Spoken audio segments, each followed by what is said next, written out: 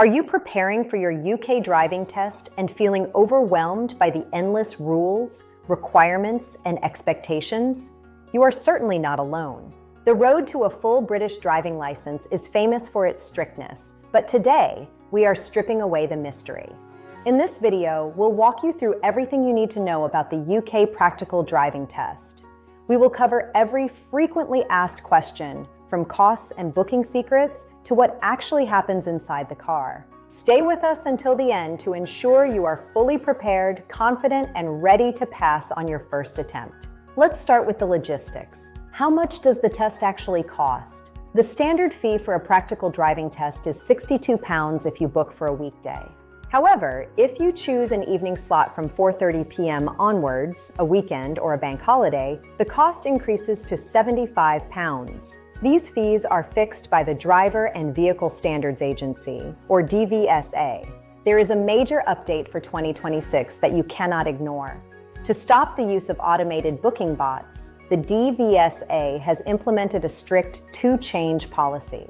Since March 31st, 2026, you are only allowed to change your appointment twice before you must cancel and pay for a new one. Also, as of April 2025, you now need to give 10 full working days notice to cancel or reschedule your test. If you miss this window, you will lose your fee entirely. Remember, working days are Monday to Saturday, excluding Sundays and bank holidays. A question we hear constantly is, what is the best time or day for a driving test? Research suggests that between 10 a.m. and 2 p.m., Monday to Friday, is often an ideal window. During these hours, the morning commute has ended and the school run traffic has cleared. This means bus lanes are usually usable, and there's less pressure when performing maneuvers. Early mornings on weekends, bank holidays, and school holidays are also excellent choices for similar reasons. There is generally less normal traffic and fewer people driving to and from work. However, best is subjective. Some learner drivers actually prefer heavy traffic because it makes them feel less rushed. In slow-moving traffic, you drive at a lower speed, giving you more time to process information. It can also be easier to emerge from junctions as other drivers are more likely to let you out. Let's debunk a major myth, the idea of quotas. You might hear people say that examiners are only allowed to pass a certain number of people per month. This is completely false.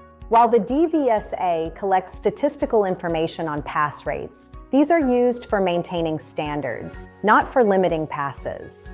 Every candidate is assessed solely on their own performance. If you hold a full foreign driving license, the rules depend on how long you've been in the country and which country issued your license. If you passed your test in an EU or European Economic Area country, you can often simply exchange your license for a Great Britain one. Use the Check If You Can Drive in Great Britain tool on the gov.uk website to be certain. On the day of your test, you'll need to bring your photocard driving license. Since June 2015, the old paper counterpart is no longer valid and will not be requested. If you still have an old-style paper license issued before 1998, it is still valid. However, you must bring a valid original passport as photo ID. You should also bring your theory test pass certificate.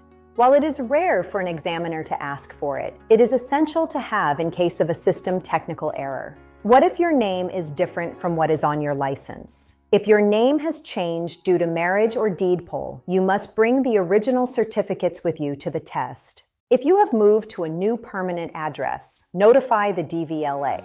At the start of the test, the examiner will ask if you still live at the address on your license. If you've moved, explain that you have the change of address forms, like the D741 or a D1 form, ready to send off after the test.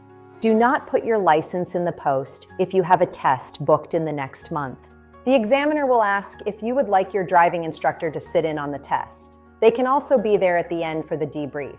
This is your choice. While your instructor cannot help you during the drive, they can assist with opening the bonnet during the initial safety checks if you are struggling. Regarding language, you cannot use a foreign language interpreter on the driving part of your test. You must be able to understand basic instructions in English or Welsh. However, you can use an interpreter for sign language if you have hearing difficulties, provided they are at least 16 years old. If you choose to use your own car, it must be fully legal. This means it must be taxed, insured for a test, and have a valid MOT. The car must have L plates on the front and rear, and an extra interior rear view mirror for the examiner. Crucially, there must be 0 warning lights showing on the dashboard. Before you start the engine, you must pass an eyesight check. You need to read a new style number plate from 20 meters. You get 3 attempts. If you fail the 3rd attempt, the examiner will measure the distance exactly. If you still can't read it, your license will be revoked on the spot. The test starts with show me, tell me questions. You'll answer 1 tell me question at the start about vehicle safety and 1 show me question while the car is moving.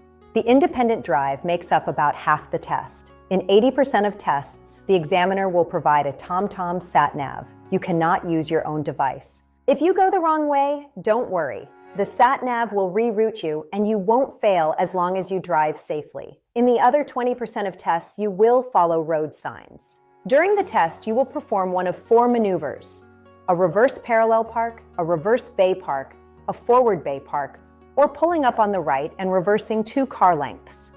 About 1 in 7 tests will also include an emergency stop. Even if you are pregnant, you may be asked to do this unless you have informed the DVSA under special needs when booking. When it comes to the curb, grazing it is usually a minor fault. However, hitting the curb hard or mounting the pavement is an automatic fail. You can have up to 15 minor driving faults. However, a single serious or dangerous fault means you have failed. Making the same minor mistake 4 or more times, like repeatedly failing to check a mirror, will likely be upgraded to a serious fault. At the end, you'll receive your result immediately at the test center. If you pass, the examiner will offer to send off for your full license, which usually arrives in 2 to 3 weeks. If you fail, you must wait 10 working days before you can try again. Because of current backlogs, check for cancellations frequently. Finally, consider the Pass Plus course. It builds confidence on motorways and rural roads, which are often the most dangerous for new drivers, and it can even lower your insurance costs. That is your complete guide to the UK driving test. If this helped you, hit the like button and subscribe for more. Good luck on the road.